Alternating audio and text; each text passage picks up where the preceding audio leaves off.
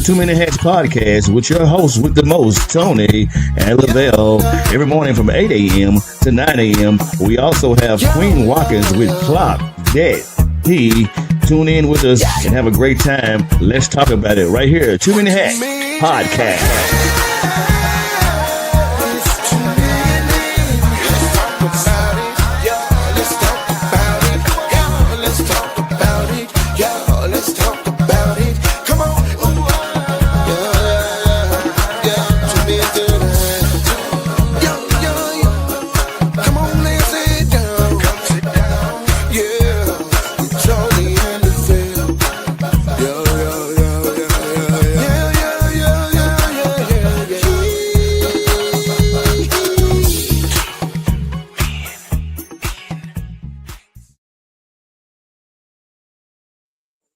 Top of the morning to you, my good people. Happy Friday. It's a beautiful day in the neighborhood, man. This your host with the most, Tony Mays, Lavelle Salter. Look, we got a doozy plan for you today. I missed you guys on yesterday, but I am back, baby. I am back. I missed you guys yesterday wholeheartedly. And but you know, hey, it happens, man. We were traveling and really we didn't even make it to our Airbnb to almost 11:30, and so we were dead tired. But hey, we're here tonight, today. Well, it's morning with you guys, it's night with me, and we're gonna have a good time today, man. And we're gonna talk about some things, man, that I think a lot of us end up doing. Maybe I don't know. Why a lot of us commit to this, but you know, a lot of us really do it. And so we're going to kind of talk about how we move and navigate through this particular thing. And this is why we adjust our lives to kind of accommodate other people. And we tend to do this a lot, believe it or not. What up? We tend to adjust our lives to accommodate other family members and just other people in general. And so today we're going to kind of talk about why is it, what's up, brother? Why is it that we do that? Why do we adjust our lives to accommodate other family members and others? And I know sometimes it's kind of it's kind of destined, you know, in some shape, form, or fashion because of how our lives are set up. I know, just like with Lavelle in his situation, he had, you know, him and his wife had to kind of adjust their life to accommodate his mother who's living with them. So, and that's difficult. So, you know, that could be difficult for the family sometimes. That could be difficult for the person who's there, because they may feel like, hey, I'm a burden on this family member, but sometimes it's necessary for us to accommodate our lives or accommodate others, you know, adjust our lives to accommodate others. And that's one of those situations where I think that it's expected that you make some adjustments to be able to accommodate. I know even when my father was diagnosed with dementia, we had to figure out, you know, how and what impact his particular situation was going to have on our lives, and therefore we had to make some adjustments to be able to accommodate him and navigate it. Thankfully, man, I had a mother. Good morning, Azon. Thankfully and prayerfully, I had a mother that was willing and able to help us. Good morning, David. And so it really kind of helped me out, man, in that particular instance. But sometimes, you know, we make these adjustments, man, and we're in our lives to accommodate others, man, and it's not even to that magnitude or for that particular reason, but we just do it because maybe we feel that there is an obligation. What up, Zoe? That we feel like there is an obligation. You know, I'm not really sure. I know that I've had to do it, but mine was, I think, was just something that I couldn't work around or get around, if that makes sense. And I know just for like Lavelle, I mean, they didn't necessarily ask for that the situation to work out that way, but what kind of person would they have been to say we're not gonna make this adjustment to take care of mama? Mm. Who you see what I'm saying? Yeah. And then there are situations sometimes like even with our children, and I know I've even been guilty, and I know my wife is definitely guilty of this with our kids, just adjusting and making adjustments in our life to accommodate them, and they're grown. David said, I would say yes after it's a discussion between husband and wife. If it's not uh, if it's not agreed upon, it will cause major issues. I mean, and that's absolutely correct. But then, David, think about this. So, so what if it's not even it's even though I got just in your life for a family member, but what if it's not a family member? What if it's just a friend, a close friend, or somebody that you know just kind of not necessarily needed y'all, but expected y'all to adjust y'all life to accommodate them and to help them.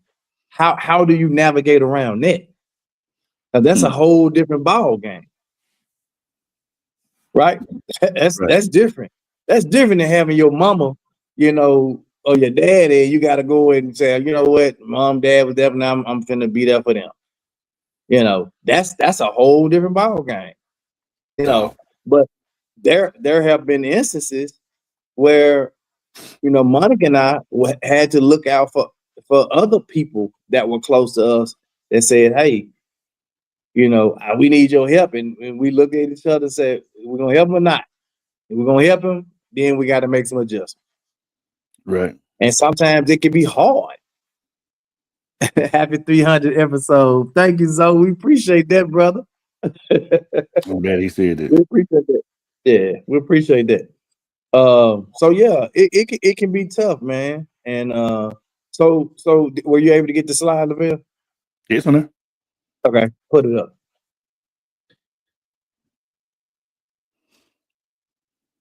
So why do people adjust their life to accommodate others? So people tend to adjust their lives to accommodate others for a mix of emotional, social, psychological, and practical reasons. It's usually not just one motive, but several working together. And so when you kind of look at this in its totality, I can see how a lot of us can fall victim to this. Yeah. I can see how it's easy for us to fall victim to this. When you think about the emotional aspects of it, the social and psychological, and even just the practical aspects of it, I can see why we could fall victim to adjusting our lives to accommodate other people. Mm-hmm. So when you look at it, and I can't adjust the slides a bit. Okay, you just let me know when you're ready. Yeah, just move when you hear me. Yeah. So the first thing is belonging and connection. Man, we just wired different, bro. Humans, we're wired different, man. We're wired for a connection, adjusting schedules, habits, or priorities, and it helps us to maintain relationships, avoid isolation, and feel accepted. So when you think about that, we give a lot of ourselves, bro, to make sure that we are available for people. Right. And I think when we're like this too, we tend to put our own needs, our own wants, our own desires. And I think that's what truly making an adjustment means. When I say making an adjustment, when you forego your own desires and needs and wants to to adjust your life to accommodate somebody else, what they need, what they want, what they desire. Right. It's not even helping them all the time. It's for their needs, wants, and desire, and that's tough, bro. Right. Because whether they play on your heartstrings, whether they play on this psychological thing and play these games where you always do this for so and so, and you don't do nothing for me. Whatever it is, it causes an issue. David said, as long as the wife is in agreement, other than that, I would help out as much as possible. The Lord will bless in all situations, and you never know how you may need them somewhere down the line. The question, he said the question, or I think he's saying cliche. Yeah, I think he was saying cliche is, am I my brother or sister's keeper? Mm-hmm. See, that's a tough one. That's a real tough one, man, because if my wife is in agreement with maybe helping this person, and we continue to help this person over and over and over and over, we continue to make adjustments in our life, we continue to forego our own wants and needs, we'll continue to put their needs before ours, and that's eventually that's problematic, bro. That's gonna be a real long term. It's gonna be an issue, bro. And we're probably gonna get into this, especially when it's not reciprocal, when it's not reciprocated. Because some of us do things expecting for it to be reciprocated. Right. And if I'm going to adjust my life for you and put things I need, want, deserve on the back burner, I'm probably not doing it for you to be reciprocal to me, because or you to reciprocate that back to me, because if you're in that situation now, and then I'm just not wired like that to do something expecting you to do something back for me. Yeah, I don't like that. I've never liked that. But people are, though. People, boy, like David said. Think about what David said. He said, as long as him and his wife in agreement, other than that, I would help out as much as possible. But then he said, the Lord will bless in our situation, and you never know, you may need them somewhere down the line. I can't even think like that, bro. Right. You know what I'm saying? Because whether I need them or not, down the line, I'm not doing it in that moment for whether I might need them down the line later or not, if that makes sense. Right. So you have to, again, like, we're just wired differently. The connection, adjusting schedules, habits, or priorities help maintain relationships, avoid isolation, and just to feel accepted. But many, belonging feels safer than standing alone. So some people do this just for the sake of belonging to something or a greater cause than just being or standing alone. Right. Then you got love and attachment. Man, when people care deeply, they naturally prioritize the needs of those they love. So this, when I say I'm geared to this with my kids. So if my son calls me, if Lil Tony calls me, or Keewan calls me, the daddy, man, I need so man, I got, and I'd be like, look, bro, we already went through this. I told you I'll be out there lollygagging, blowing your money, you know what I'm saying? But I might give them that spiel, that whole father, you should take care of your business spiel. But when I get through, right, you'll do what you said you weren't gonna do. You hear me? I'm still gonna break the bank, trying to help them out like I can, or like I should. Right. Well, maybe not like I should, but just that fatherly instinct, because of the love I have for them. And so I'm gonna put their needs I'm gonna prioritize their needs because I love them. Right. So, and just examples of that when you think about partners, children, family, and close friends. Like David said, I'm gonna help them out as much as I can. Right. You know what I'm saying?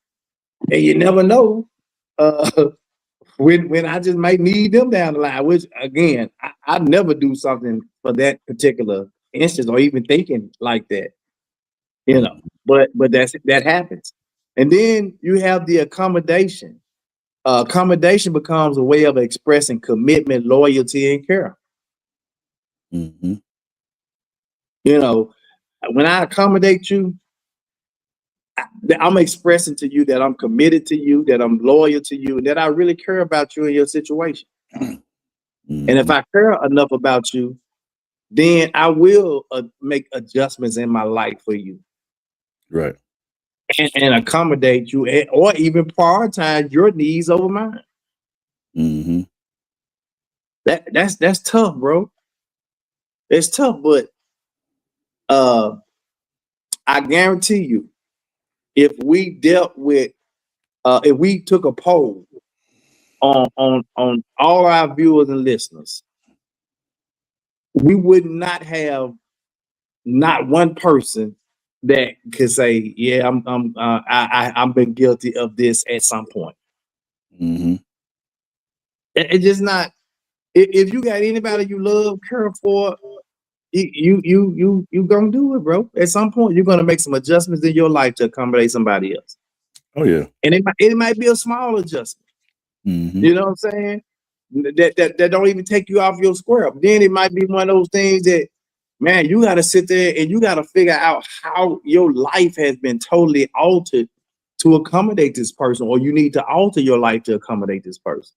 Well, it's kind of piggyback off what I dealt with on yesterday. While I was traveling, talking about the holidays still the holidays, and you do have to do some accommodating with your family in order for those opportunities to be available to celebrate with your family. Mm-hmm. So it's always going to be some accommodating at some point in life. I mean, it is what it is. Whether it feels good, right, wrong, or in between. Yeah, you're gonna make some accommodations and some adjustments, but for the most part, what I've learned, even in those situations, is you can't please everybody. Oh no, by no means. And if your adjustments that you're making in that moment, or it is and you're so accommodating to you want to accommodate everybody, make everybody happy. Mm-hmm. Oh, that's going to be a fucking disaster. Oh yeah. They go back to the last episode a couple of weeks ago, talking about the savior syndrome. Yeah, exactly. Yeah. Then number 3, you talk about the social conditioning. From childhood, many people are taught to just be polite, cooperative. They self-sacrifice, and then there are just some cultural norms that often reward flexibility and discourage selfishness. Especially when you talk about in the family and in some of those romantic partnership roles. Mm-hmm. You gon' I was raised to speak to people when you walk in the room, to be polite, to be nice. You know what I'm saying? And so some of those things we just, because we've been taught that way, we just don't have any other choice or a way of navigating it around. Some people, I was right before we started this, when I was talking about this topic, and I mentioned Tamla. I said, Tamla, you probably could speak to this. And she said, man, I don't even want to get a thing about it, because I don't want to start crying. Because when you know that the love that you have for people far exceeds, you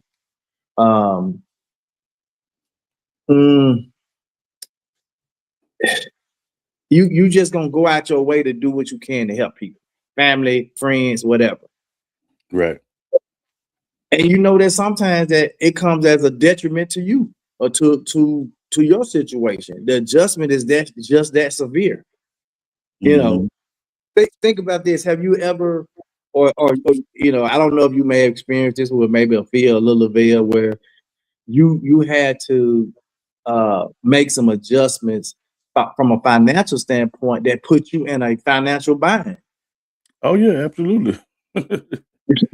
And now Yeah. you feel like, damn, because I had to make that adjustment and accommodate you in this moment. Now I'm financially screwed, and I'm trying to figure out how I'm gonna take care. Good morning, Miss Gwen. How I'm gonna take care of my business. Well, it's a whole thing, you know. You see a lot of this going on with our younger people. I just with a younger mindset. You know, when you have children and you know you start you get a family and stuff like that, some stuff just gonna go on the back burner. Right, right. And I do understand, you know, you still want to have a life. Don't get me wrong, but that's just a part of growing up. And you have a lot of folks, you know, they be so into what they got going on. You know, the children go neglected, like you say. And I always love that they be there, but they not present. So, you know, it's one of those things where, you know, sometimes when that time comes, you got to accommodate and, you know, move as much as you possibly can, because you don't never want to, you know, look down the line and then you have this thing with your children and y'all had some kind of block there, and then all of a sudden down the line they were like, well, daddy, you know, da this and da this and mama this, you know what I'm saying? So Yeah, just but sometimes I think people are really selfish in that area now, and I'm not talking about the person that's doing the accommodating, but the other people, because they mhm, don't look at how, you know, you have to alter your life or make adjustments in your life to accommodate them, and they just expect for you to do it. yeah. Now You know, I or did see this reel one time. This pastor was doing a you know, like a just showing people that sometimes that can be a detriment with you putting your children first like that. He said because your spouse will go neglected, and that's Mhm. just detrimental, or sometimes more detrimental, because it's supposed to go in order. It's supposed to be you, your spouse, then your children. And sometimes we put the children right in the middle, and the relationship ends up suffering. So if we took a poll, Hmm. another poll, a lot of people like your wife or your kid, your husband or your kid first. My kid come for out. Mm-mm. No, that's Nope. why your relationship is the way your relationship is. Hmm. My kids don't come before my wife. Right. My wife come before my kids. Hmm. Yep. Period. Because this is what happened, and this is what y'all need to realize. A lot of times, what we do is we spend so much time trying to cater to the kid, do for the kid, do that, and then the very person that's there with us, we're neglecting them. We're not spending time. We're not sharing with them. And then soon as those kids move out, they go about their business. Now y'all sitting in the house looking stupid. Don't even know how to communicate with each other. But the benefit in that, it was so powerful when you honor it and do that, the children still end up getting rewarded because you have Exactly, a healthy, whole man. holistic relationship versus it going the opposite way. So I even look at it like with mine now, with my kid. You know, Hmm. did we make some sacrifices? Yeah. Did we make some adjustments? Absolutely. But Right. I didn't. There was never a time to the point where I just said, "If my wife, these kids go first." Now, if them kids, my wife go first. You Right. know, and I think because of that, because of the way I honor her and the way she honored me, and that my kids look at that now, and my kids, when I tell you, they admire our relationship. They Right. admire what we are to each other. Hmm. You know what I'm saying? And not only them, but their friends. Their friends tell Right. me the same thing. Mama, Dad, I like y'all. I look up to y'all. I want my relationship to be just like y'all. You know, when you got Hmm. their friends telling you that. Right. So it makes a difference. Hmm. And then number 4, the fear or of loss or conflict. You know, some adjustments, man, are driven. Good morning, Phyllis. Some adjustments are driven by fear. The Hmm. fear of abandonment. It did. So here we go. The fear of abandonment, rejection, or confrontation, or the fact that they just, you know, you just don't want them harboring any resentment towards you, and all, because you tell them, no, I can't help you. I'm not gonna change my life, flip my life, turn my life upside down, so you can be good in yours. I'm just not gonna do that. And when that happens, you know, sometimes folk can't handle it. Mm-hmm. Good morning, Miss Loretta. Good morning. Good morning. They can't handle it. Mm-hmm. So what happens is, you know, there's a fear of abandonment. They don't want to be abandoned. They don't want to be rejected, or they definitely don't want any kind of confrontation. Right. People may bend. Wow. People may bend to keep peace or to prevent relationships from ending. Mm-hmm. So I don't want my best friend to, even though I can't make that adjustment in my life to accommodate them right now. I don't Mm-hmm. want my friend to not be my friend no more. So I'm gonna bend. I'm gonna go and bend a little bit to keep the peace, to prevent my relationship with my friend from ending. Mm-hmm. And when that happens, it's a matter of respect as well.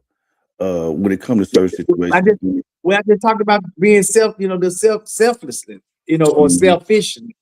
Right. On the part of the other person, just being so selfish to the point where you don't even care how your friend feel. You just want them to accommodate you and make an adjustment to their lives to accommodate you. It's kind of like I know for myself, when I call somebody and it sounds like they're in the middle of something, I give them the respect. Say, you know, you want me to just give you a call back? You got some people who just keep on talking. Like, don't you know? I just said I was doing something. I get you back, girl. You know, damn. And I mean, I've experienced that too. I've experienced where somebody called you, hey, what you doing? I'm doing something, and they just keep on talking like you ain't saying that. You be like, I did just tell you I was doing something. It's the same scenario, though. Right. Yeah. So some people just bend, man, to avoid the confrontation and keep the peace. They just, you know, let me just go ahead on and help them out this one last time. Just make this. I don't care how it set me back. Let me just go ahead on and make the adjustment. I'm gonna bend a little bit in this particular situation. Yeah. Here we go. You just said that earlier. The reciprocity and cooperation, man. Life runs more smoothly when people compromise. Mm-hmm. Adjusting creates balance. I adapt today, you adapt tomorrow. This mutual exchange supports long-term cooperation. Mm-hmm. But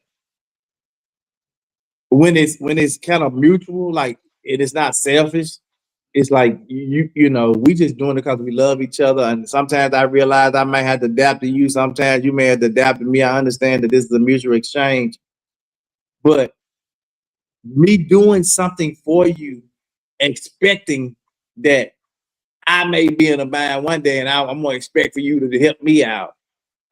Nah. Mm-hmm. I can't operate I can't operate like that. Right. I just can't operate like that. You know. Mm-hmm. But this exchange, you know, if you're doing it that way, where I adapt today, you adapt tomorrow, we just kind of working it, we understand that, then yeah, it's easy for me to make those adjustments to accommodate you.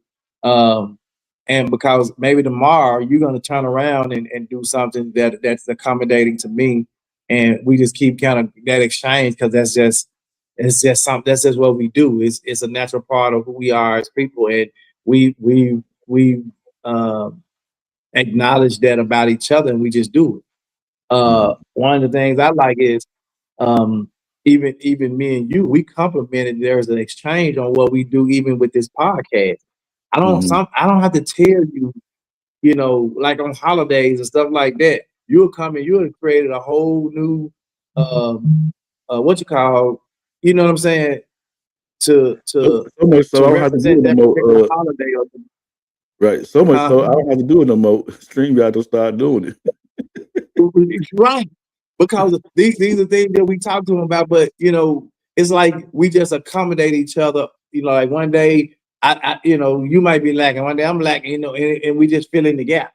Right. Absolutely. And it's just something that we do. It's not something that we necessarily expect of each other. It's something that we do because that's what's in us. Mm-hmm. Yeah, I totally agree. You know, yeah.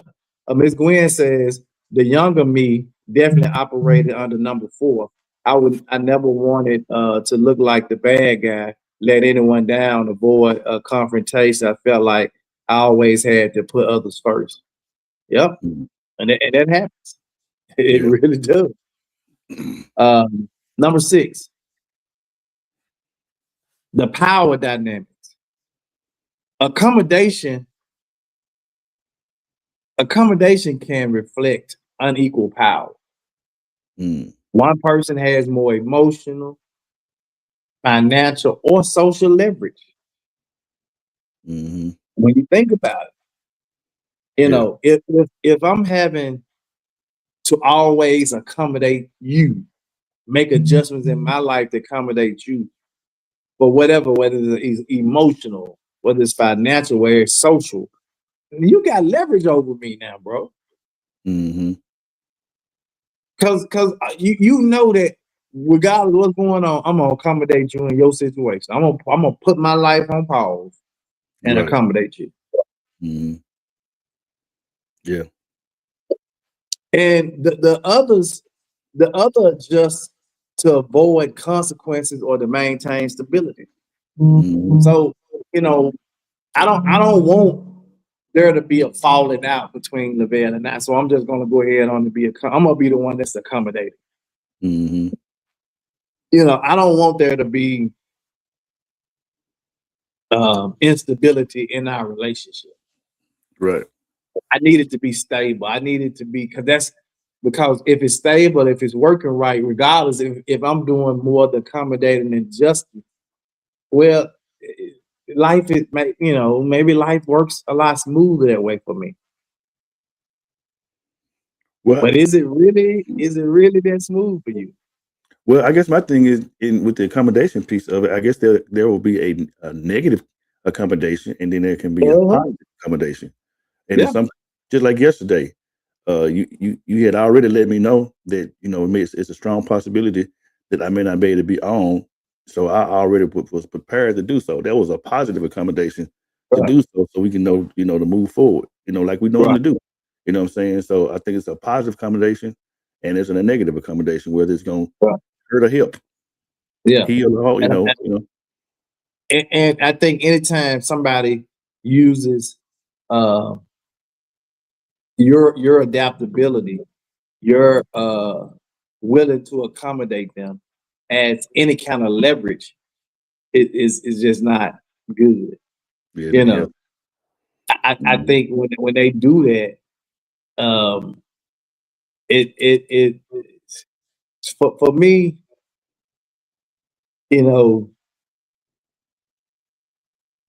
I don't want to call it. Ooh, I don't want to. That's tough. That's tough for me to witness a person that you look at them and you're like, man, you always just in your life accommodating them. What do they do for you?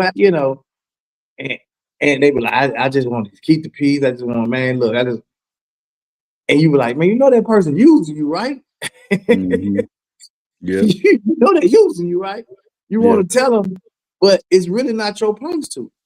Mhm. Yeah, I've seen it in so many cases, bro. It's crazy. So now, so what if you do tell them? What if you do go out? I'm gonna tell them they need to know. Now there's friction between y'all. It's that other thing that we always talk about. It's the shutting down piece, and then after a while, Yeah, as they say, pressure yeah, busts a pipe. Eventually, you blow, and everything yeah. that you've been accommodating now you finna act ass. Mm-hmm. Ms. Gwen said often adjustments occur to just keep the peace, especially if one person in the relationship is more aggressive or domineering. Yeah, Mm, and that's what happens. I'm gonna make the adjustments to avoid any kind of consequences, just so I can maintain some stability. hmm. That's just the way it moves. So Yeah. I'm gonna maintain stability and keep the relationship going. So how can this tie into? Because I mean, we. How can this tie into conflict resolution? Is there? Does this tie into conflict resolution? Because it might not necessarily be I effective, think but I definitely think there are aspects that can be applicable when you talk okay. about conflict resolution. So because part of conflicts, the accommodating is part of it. Right. In some areas when you start looking at how even management styles. You Mhm. got management style with somebody, they don't really want to tell a person, they just so accommodating, it's accommodating. I remember we did this training, our HR training up in Branson. We had this lady come in and she was talking, one of those key elements and components she talked about was the accommodating piece, a person that was accommodating, you know. Mhm. Sometimes people go get along to get along. Yep. Yep. Go along to get along. Yep. Mhm. That's true. Yep. Yep.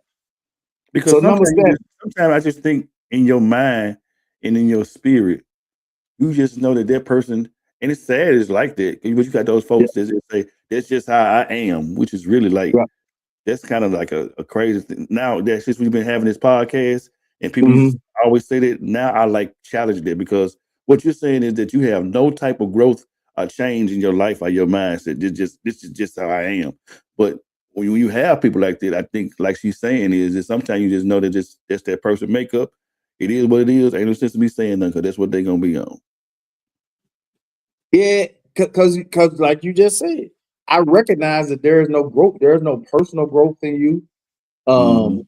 And if you're gonna say, hey, that's just who I am, I ain't changing for nobody, but then clearly, I I'm not gonna be so accommodating and make adjustments in my life if that's how you are. Because Mhm. I've grown, I've moved on. I want better for my life. I really want better for you, but you don't want better for your life. And so, you know, but if I stay in this uh unequal emotional, financial, or social, you know, if I get locked into that, that leverage, then all I'm gonna do is just keep adjusting to avoid the consequence. Yep. I don't, Yep. yeah, I don't want problems with you. I don't want issues with you. I love you. Mhm. You my guy. You my girl. Right. And so, like Miss Wilder said, I just go along to get along. Mhm. um, Number 7, identity and self worth. Some people tie their value to being needed or helpful. Adjusting their life becomes part of how they define themselves. Mm. Mm. It defines their identity. I'm a good partner, friend, parent because I make sacrifices. Mhm. And I always say it's the poor dog that won't wag his own tail. But damn, when you talk about I'm gonna adjust my life, uh, and that's how I define myself and being accommodating to you and who you Mhm. are. Because I'm just a good partner, a good friend, a good parent, etc. So Mhm. now all that sacrifice, me adjusting my life and being accommodating is just a sacrifice. It's just part of now it becomes part of my identity of who I am. Mhm. Mm. And again, to me, that represents for that other person, that leverage that they have. And to me, that's selfish to know that you have that kind of power to leverage over somebody, and then you keep rendering them helpless because damn, you keep rendering them helpless because you know that they're going to uh, self-destruct, uh, whatever, in order to make the adjustments to accommodate you, Right. and that's crazy. Mhm. Miss Gwen said, "I think it can tie to conflict resolution by recognizing why we do the things we do and making the decision about do we want to continue like that or grow or do better." Absolutely. Mhm. Absolutely. Then number 8, the practical survival. You know, when jobs and families and communities and societies require coordination. People are just not they don't just adjust their emotion, but logistically they their time is affected, their money is affected, their location, um, all of that is part of shared systems, Mm-hmm. that we have. And now uh she said number 7, absolutely I found my identity just through childhood and trauma, perceived or not. I just wanted to be wanted and feel good enough to be loved. Mm. And Ms. Gwen, I thank you for being you've been really transparent on a lot of our shows, um, and that shows a level of maturity and growth for you to recognize that, hey, I find myself in a lot of these conversations, especially when I was younger. I find myself, and even now, I find myself within these particular areas. And it, the first part of having a problem is acknowledging that you have a problem. Correct. The first part of getting help is acknowledging you have a problem, right? Now, once Mm-hmm. I acknowledge I have an issue or problem, then I work towards, okay, how do I fix that problem? Mm-hmm. And sometimes you have to, again, not tie uh your self-value or your self-worth to how you make adjustments or how accommodating you are to people. Right. Well, this is another, debate and an argument. And we had this discussion once before. That's why I believe that, well, as we discussed a lot of things and did a lot of research, that masculinity and femininity don't have anything to do with gender. And I think a lot of times, uh, now I think we both possess ego, uh, and that type of thing. But when it comes to masculinity and femininity, it's a thing of choosing when to and not to. Knowing when to fold and when to hold. And I think sometimes that's where I think with women, uh, you know, they have this new thing now where they have what they call it, the what's the new term? What's the thing that has been going on for a while? We discussed it one time. I can't think of Mm. the term. I can't think of it right now. Dog, my mind went blank. But it was like it's like the thing that woman that the men say they have it and women say they have it now. I can't think of the name of the term. It'll come to me. I can't think of it right now. Emotional intelligence. No, not emotional intelligence. Mhm. No, I can't think of the name of the term.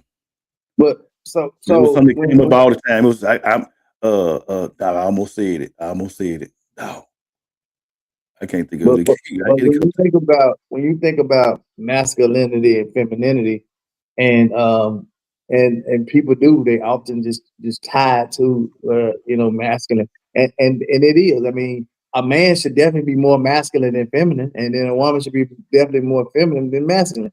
But when you have one that dominates the other, uh, when you are a man and your femininity dominates your masculinity, that's a problem.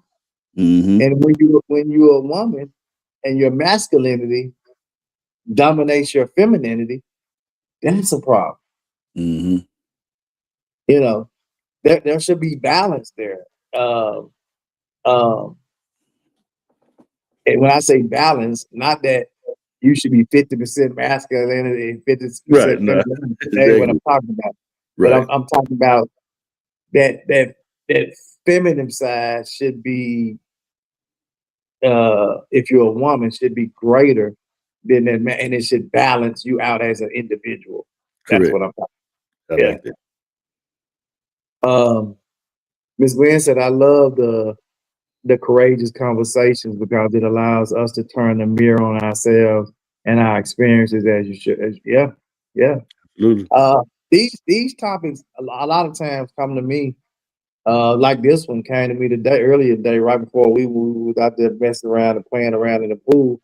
It came to me, and I was like, man, why we we sometimes, man, we're so accommodating, and then some of us are not accommodating at all. At no point in, Mm-hmm. I don't even know if that falls anywhere within these slides. But when you start to look at it, some of us have zero F's to give. Mm-hmm. They not making no adjustments for nobody, nothing. Well, I don't care if it's your mama, my mama, your dad, and my dad, and sister, brother, cousin, nephew, niece, uncle, friend, best friend, nothing. We just, and that's just the way they are. Now, I think that's sad too, you know. But 9, hope for growth or future reward. People often accommodate believing it's temporary or will lead to something better. Stronger bonds, security, or shared goals down the line. So when I accommodate, some people believe that, hey, when I accommodate, I know that it's probably going to be temporary that I'm accommodating you, but also I really believe that this is gonna make maybe our relationship better, stronger. We will have a better, stronger bond. We'll be more secure in our relationship. Our goals are just kind of shared down the line, as we grow into the future. That's what the hope for the future is when I'm looking at being accommodating or making these adjustments to my life to accommodate your life. I thought of the term alpha male. That's the thing that that's around now. Alpha male. I'm an alpha female. I'm an alpha this. Like that something became the new term now. Like it's a social tag to right now. I'm like, yeah, I don't even know what y'all talking about. But anyway, this is what I was thinking about. Yeah. Ms. Gwen said a lot of the adjustments became necessary because we are unequally yoked and try to force relationships, romantic, work, friendships, etc. Yeah, we talked about that. We had that almost a whole week. Yeah, talk about being unequally yoked, man. Number 10, man, avoiding loneliness. Mm-hmm. Loneliness can feel more painful than compromise. Mm. Sometimes I think about Lavelle, like even like with my daughter. My daughter's in her mid-30s now, and she doesn't have any children. And as far as I know, she doesn't have a desire for children. And I look at that sometimes, and I look at her because of how closed off she is. She don't let a lot of people into her personal space, and I worry sometimes about her that's going to set her up later in life as being just a lonely individual. Mm. Mm. And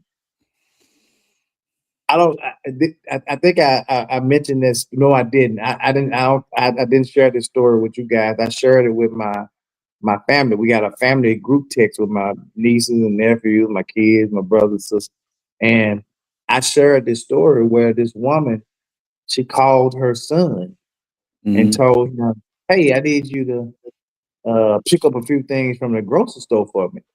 Mm-hmm. And immediately, because his life is so busy, and so he immediately first he thought about, man, she's working my nerve.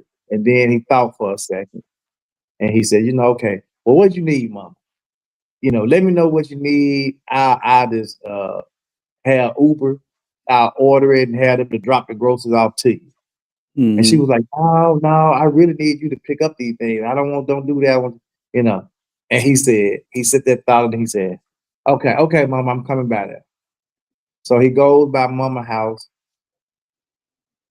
He walk in the kitchen and he see mom got 2 or 3 bags with groceries in them. Mm-hmm. He's like, mama, you said you was sending me to the store, you got groceries. She said, well, now there's still a few things I didn't get that I need. And mama had this old book that she used to write down and journal in and stuff. And so Mama brought the book in and handed him the book. He opened it and looked at the list. It was 3 things on there. It said eggs, bread, and company. Mm-hmm. And he looked at that, and then it hit him like a ton of bricks. He said, "Man, how could I have been like I was so busy and doing life and being that my mama was over here being lonely, and all my mama wanted to do was just sleep." So she made up the story about needing the groceries just so he could come by so she could see him because she was lonely. Mm. And from that, he said it turned into them talking about some groceries to this sitting there. And he ended up spending hours just sitting up there talking because he felt that. Mm-hmm. She said, she got it. She had on her grocery list: bread, butter, and eggs, butter, bread, and company. Wow, that's profound. So I turned around and I shared that with all my nieces and everything. I was like, look, my grandmama, mama is older. Mm-hmm. She'll be happy when y'all stop by and see her. I know it. I know she do because she'll tell her, oh, so and so. If one of the grandkids stop by, they stop by. They sat with me for a long time. We did talk. When I went over there, she was in the door. You see what I'm saying? Uh-huh. Yeah. Yeah, man. So we can't. So loneliness can feel way worse than compromise, bro. Yeah.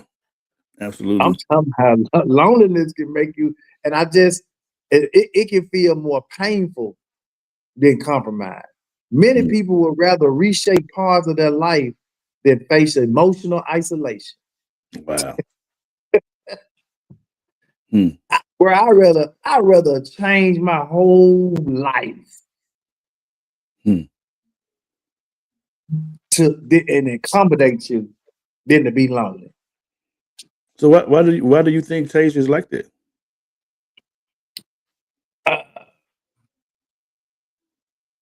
I mean, she's always been that. She's a person. She sticks to herself. She go out and hang out. She has friends, Right. but Yeah, I always see her out with when she be out. But I guarantee you, out of all her friends and people that she got, even like our family members, people don't just go to Tasia's house. For a long time, my own son looked at her and didn't know what Tasia lived. Wow. Because she just, she's and it's again, like I said, sometimes that worries me because I don't want her to grow older, not up, but grow older and come to a point in her life and realize that I ain't got nobody there for me. I'm lonely. And I don't like to see it on nobody because I see it in so many elderly people, how they have nobody coming to see them, check on them, talking to them. And it's a hurting feeling to see it. Yeah. And you can't be there for every elderly person you meet or talk to. You can't be there. You can't go by there and talk to every last one of them. Yeah. I know when I came over there when y'all had when Monica was selling the stuff out in the driveway and sitting there talking, and that's the most vocal I've actually talked to her in a long time. She was just open about the situation, not to go into a lot of detail, but it just seemed like she ain't with the bullshit. You know what I'm saying? It ain't so much that she it's a thing where life is good where it is, and I don't want to bring nobody to my circle right now that's gonna disturb my peace. And that's her to the T. It's just what she did. We always said Tony was a social butterfly, and Tasia is the opposite. Mm-hmm. Tony is a social butterfly. He talked to everybody. He do what he did to everybody. Keywood is probably a mixture of both. Mm-hmm. Keywood has that social butterfly, but sometimes he just want to be, kind of to his little self. That's why he called Tasia twin. He called twin. Mm-hmm. Well, I think as it pertains to your wife Monica, my sister, I think that as long as you all have been married, me knowing you all, because y'all hadn't been married that long when I met y'all, and she was kind of like that. I think you helped develop her into who she's becoming.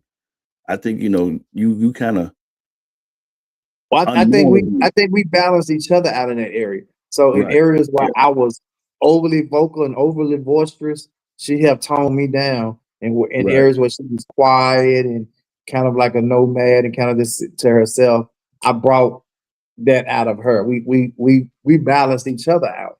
Yeah, because she is literally like, bloomed from the time Oh that I yeah, met you my all. mama used to always talk about when Monica was first coming around, how she would be quiet, like when we would have family, functions and stuff, she'd come over, she'd just sit in her corner, just be quiet, and Hmm. she'd have people talk to her and all that. She spoke and all that, but she just sit in the corner. And then, as she came around us and grew, and our marriage grew and all that, she started that she talking. She'd go about it. Hell, Hmm. Monica probably be at my mama house more than me. Right. Yeah. Yeah. So I Yeah. think it's just part of, like, we just like I said, balance each other out. So Hmm. healthy accommodations is mutual and conscious. Hmm. Unhealthy accommodation happen when one person repeatedly erases themselves. Wow. And that's it, man. When you think about healthy versus unhealthy accommodation, Hmm. healthy is mutual, conscious is respect. Yeah, we said that earlier. Yeah. Unhealthy, one person repeatedly erases themselves. And man, I've seen so many people like that, dude, and I'd be like, it's almost like you can't Yeah, even come to their rescue. You like, man, why you calling keep self-sabotaging yourself like that? Why you yeah, doing it? I mean, yeah, it's yeah. crazy. Ms. Gwen said people don't understand how uh, the value of presence impacts others, especially the elderly. Tasia is an introvert that can function with others, but that isn't her most comfortable, happy place. Her place is most valuable to her. I can relate. I'm really sociable, but I'm drawn to being alone, my personal life, in my Hmm. personal. Yeah, Yeah, you described it to a T. yeah. Yeah. We got T. No T. Yeah, so I hope that you know when you guys look at this, that there are some healthy accommodations going on in your life. Like, you're not completely oblivious to knowing that you have some, every now and then you have to make some type of adjustments in your life to accommodate people. But it shouldn't just be a give, take. They take, and you give and give and give. It should be one of those things. You shouldn't have to always adjust your life to accommodate others, family I or think not. I think what happens though, it being in a situation like we're in now that you mentioned earlier when we opened the podcast, it being, you know, dealing with mama and dealing with my father, Hmm. it's the balance of it. That Right. you want to be healthy, but you got your I remember when everything kind of first started occurring, and everything had happened. I had talked to my uncle. He like, bruh, I know you love your dad. I know you love your mom. He said, but you can't lose yourself. Right. And as easy as it sounds to do, like you're trying to take care of your being, you're trying to make sure your family is, taken care of. You're trying to make sure you're taken care of, but you're still trying to see, about their well-being. I think the balance be hard because you can't be Yeah. everywhere at the same time. So it's kind of Yeah. like that, it can turn to the part to where you got to choose which one to adhere to. It's kind of Right. it's crazy. I just think you got to do what you can do while you can do it, and anything else, you know, I just think there should be some balance between the healthy um, accommodations that you actually have, and then also some balance in the unhealthy accommodation that you don't allow in your life. Hmm. Good morning, Ms. Paulette. Uh, Ms. Gwen said, finally getting to not always accommodating, though is uh, truthfully is driven by me, not requested by others. Hmm. Yeah. Ms. Paulette said, when you're dealing with your folk, they never satisfied. It's always this or that or this. Yeah. Yeah. Yeah. Depending on So who you're hopefully you dealing with. guys, you guys, have got a chance to walk with us through this PowerPoint and these slides and understand that again that there should be some balance there. Mhm. Don't you throw your life or put your life on hold or throw your life out the window to always be so accommodating with others, making all those adjustments in your life and never getting what you really need to to you know to move forward and exist in your life and in relationship. So, Mhm. all right, man, that's all I have, Miss man. Miss Gwen brought up something yesterday, when Zoe mentioned it being our 300 episode on today.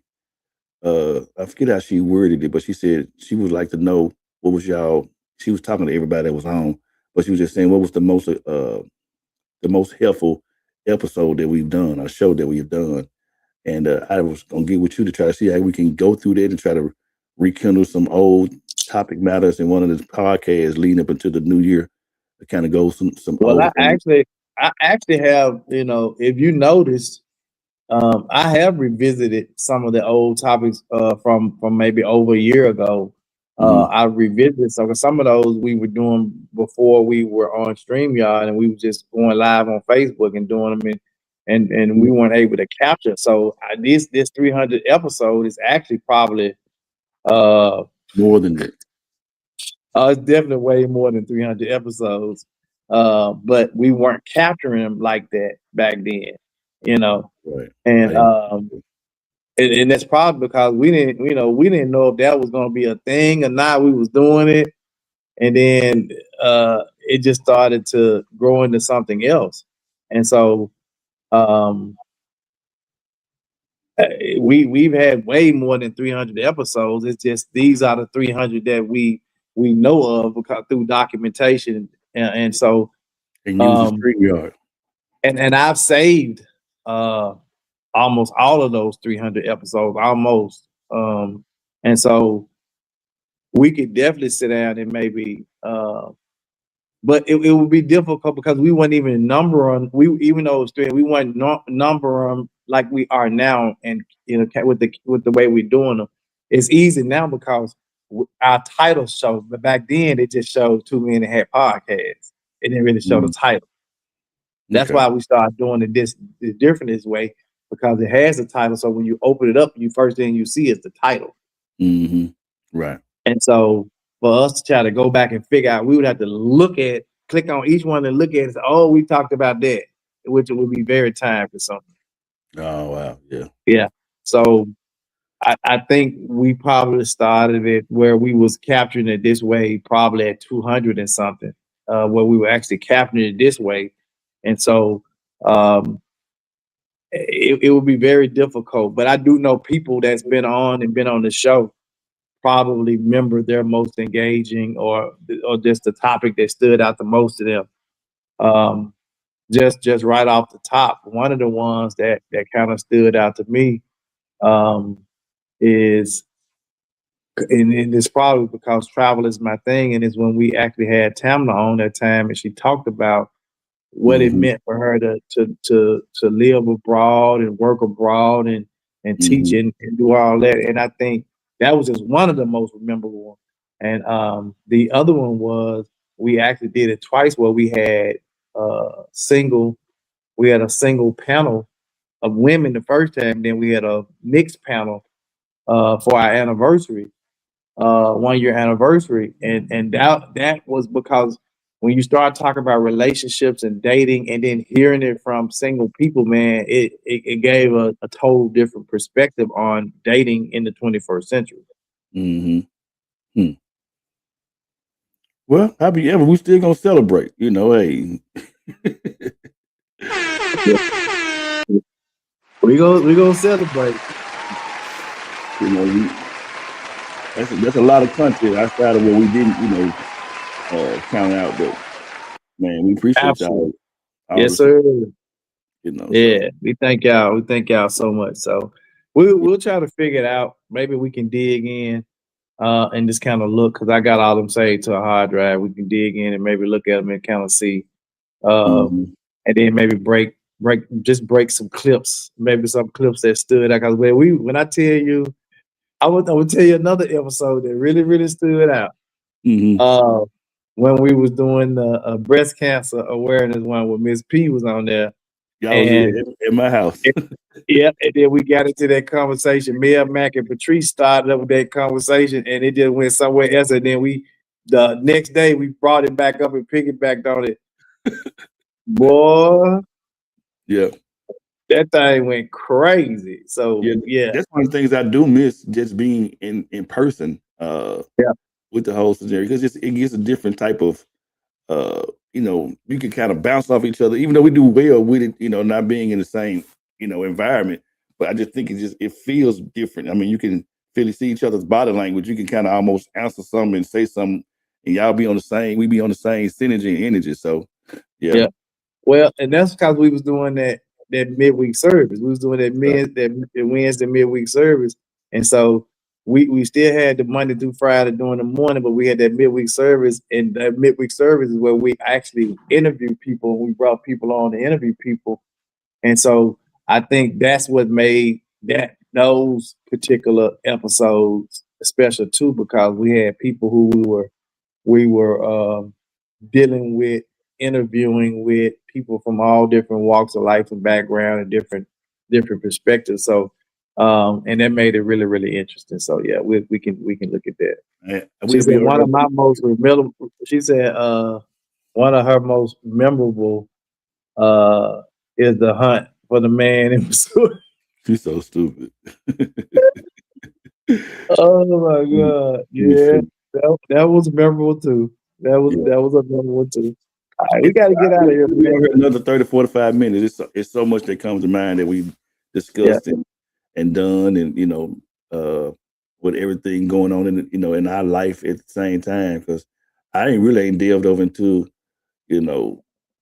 everything that went on earlier part of this year, and just really sure that like I really think at some point I will. But that was someone that's trying to get on the podcast, dude. It was like, bro, I don't. And you pushed, you know what I'm saying, and I appreciate it. But man, it was some dog mornings for your bro. I was like, yeah. Oh shit, I understand. Yeah, but I pushed through it though, Doc. So I'm thankful. Yeah. So I heard the Airbnb opportunity where you all at now. Y'all liking it? Yeah, man, it's nice, man. We got the pool. We was out.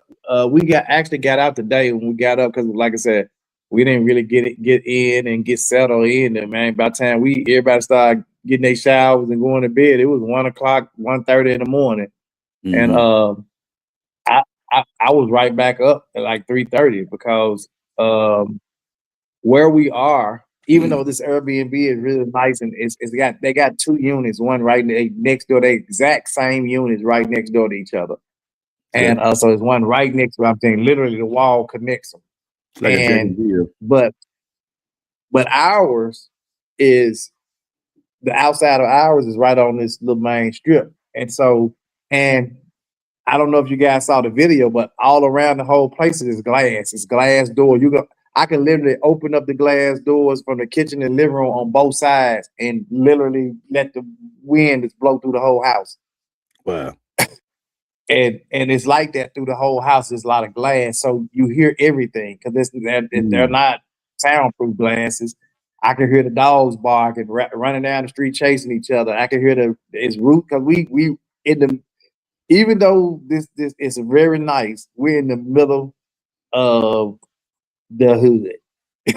Wow. And I'm talking about this folk got chickens, roosters, and the roosters were crowing at 3:30 this morning, and the dogs barking, fighting, Monica beeping going off, Cheryl beeping going off. I said, from their sugars low through the night. And when I wake up from something that I can't go back to sleep, so I've literally, since we've been here, the last 7 days, 8 days, whatever this is, I forgot to count. And when I say here, that's Vietnam Air here. I've been getting maybe 3 hours, maybe 4 hours sleep a day. Yeah, because I mean your body out of whack. Everything got away because the time difference. The time, it's a 13 hour difference. It's a 13 hour difference, and so I'm thrilled. I'm really thrilled off, and I haven't really been able to. So we've been enjoying everything. I did want to tell y'all one of the GGs. I almost Uh-oh. had a catastrophe. Uh-oh. We was coming in the airport yesterday when we was getting here. And actually we had got to the airport and we was getting ready. You didn't disclose which one though. You just said one of them. I'm finna get to it. So we got to the airport. We had to come in two different cars to the airport because they had to pick us up in these little SUVs, small SUVs, and we got luggages. You know, all these women got luggage. So we get there in the two cars and get the luggage out. You know, I'm having to have to grab everybody's luggage and put it up for them because, you know, the women. And I need some men to go with me, y'all, for real. And Gigi Cheryl was rolling her suitcase in front of her, and I guess I don't know what she did. It lost, but the suitcase fell forward and she stumbled forward. It was almost tragic, and I was like, "Oh, I should have caught that on video." and they looked at her. They said, "You do know you're gonna be on the show tonight, right?" So she wasn't on the show last night because we didn't get here till late, and she wouldn't been on. But tonight, I just wanted to mention that Gigi Cheryl almost had a catastrophe. I can see it in my mind. Tripping over her own luggage. And then one last thing before we get up, I know I know you're gonna try to get some sleep, but Miss Tamala, we talked to her, and you mentioned in that episode, she need to put that opportunity together so she can package that thing and talk about that living abroad. You know, she got ChatGPT and Gemini and all this stuff now to help her. Yeah, but see, the thing is, like, she still don't have the time because right now with the way her schedule is with the school, her teaching and doing the different stuff, so she don't have the time to kind of. So she's moving back to the U.S.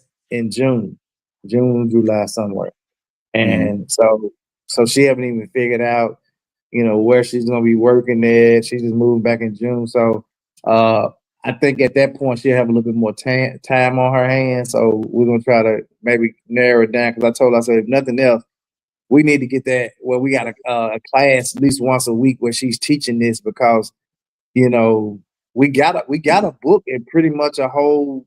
I got the book already, man, that we can sit down and that we can go through a whole class off, where she can teach that class. If need help, we can piggyback off of it because me, even though I've never worked abroad, but having traveled abroad a lot too, you know, that we can really, or nothing else. I just help her like I help you. You know, we set up, we piggyback off each other. You know, she actually teach the whole course, and you know, because there's a lot to be learned. People will pay because there are a lot of people that really want to work because there's more and more people doing it every day. They're working abroad, and people are like, or living abroad, and people are like, well, how can I sustain my living? Because you know, you can't go and work in some of these countries thinking you're gonna make good money, you know, because does she keep a journal? I'm not sure if she journalizes or whatever. She keep a lot of stuff, write stuff. So I'm pretty sure she probably do. But her having done it for almost 10 years or so now and living in all these different countries, she could probably do it, teach the class with her eyes closed because and then she's a certified teacher. She's certified in all grades, you know, so she's not just certified in English. So a lot of them just ESL teachers where they just teach in English to the kids, you know, abroad. But now she teaches all subjects to them in English, you know. Right. And she's actually moved to where she's like a resource coach or whatever they call it, whatever. You know, she don't necessarily have classes all the time, you know. Right. And so she makes good money in her contracts, you know. So the ones that she takes, she make good money. So but you ain't gonna necessarily make that because if you go work in another country, first of all, a lot of countries don't even allow you to come and work in a country, get a job because you can't, and you ain't gonna make the kind of money to sustain you. You know, so you're gonna have to already have some kind of work from home where your company allow you to work from anywhere and work from home, or you one of these social media gurus where you making a lot of money monetizing off your content. and you can do that. And then you got a lot of people, their content is about them traveling abroad and they making money. That is sustaining their whole life on how they Mhm. living, whether it's in Thailand, whether it's in Bali, whether it's in, I've seen a lot of people that are in Colombia. A lot of people are in Panama. So, and your life could be whatever you make it, but you got to make sure you have something to sustain that living. Yeah, my You know, my partner and his wife, they've been in well, first they was in Dubai, but Mm, now for the last 3 years they've been in Muscat on Land. They've been over there for the yeah, last 3 yeah, years. And she's yeah, they don't call them principals over there. They call them something else. She's a what we would call a principal here, but they call yeah, her something else. yeah. See, So Tammy has lived in Egypt, Qatar, Senegal, Vietnam. I think in one other place, and so and each one of those contracts are 2 to 3 years. So she actually been doing it probably longer than 10 years. mm, You know. I most definitely admire that because it ain't for the faint at heart because you got to adapt to all those cultures and all those Man, different things you got to do. You got to do your and she had to currency. do it every time. The currency, she got to understand the currency rate and exchange, and she gotta learn to speak some of the least basic words and stuff. Uh, it's just a lot to go with the culture, and this is the part that I love. I love experiencing the culture and doing cultural activities, and that's what we've done in Vietnam since we've been here. And when I tell you, I told you personally when I talked to you that this ranks up, the culture in Vietnam and what we've experienced in Vietnam, the cultural aspects of it ranks just as high as Africa with me. Mm, Because it's culturally rich. You see the food, the communities, how they respond, how they react, how they travel, how they navigate, how they work, man, it's crazy. Man, you can literally, it's crazy. We was at the airport. This is the first time I ever traveled where we had to literally sit at the gate when it was time for us. We had to go downstairs. They checked our passport and our ticket, scanned it. We go out and get on a bus. So we all waiting on the bus till the bus get filled for them to take us to the plane. And the driver of the bus was asleep, whoa. literally asleep.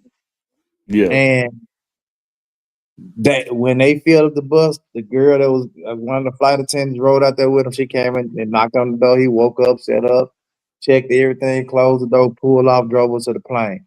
And I was like, man, dude, sleeping. Tammy was like, yeah, they believe in it. And then so I started looking at that and or started reflecting on that, and I started looking at when like we was walking down the street, different place. We would always see people that looked like they were at work, have a security uniform or somehow sleep with their legs kicked up, sleep. And she's all they believe in taking naps all day. And I was like, what? I'm talking about on the job. Wow. So it's different, man. The culture is definitely different. It's different, but just understanding this. In Vietnam, you got over 11 million people. You got over 9 million people riding mopeds or motorbikes. So can you imagine the pollution that's being put out Yeah. That's crazy. on 9 million motorbikes? So the air quality some days are horrible. Mm-hmm. And then you got that season where the farmers are burning, what they have left in their fields.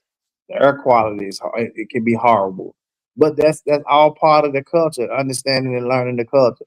Man, I gotta get out of here. You done kept me on here, boy. I'm about to, man, I gotta get at least 2 hours sleep.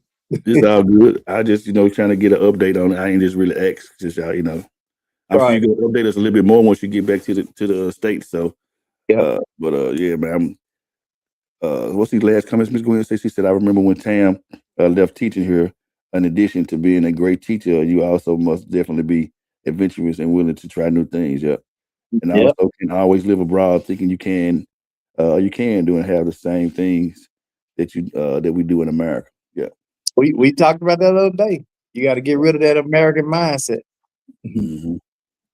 All right, let's pray, man. Most gracious Eternal God, our Father, Lord God, we thank you for this day.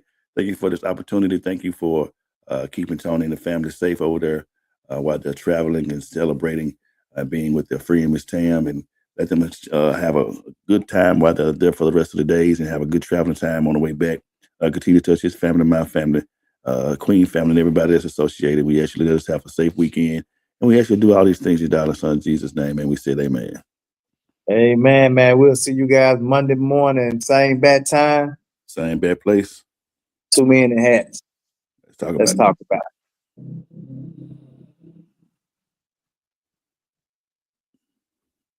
Make sure you didn't do it. It's the 2 Men in Hats podcast with your host with the most, Tony and Lavelle.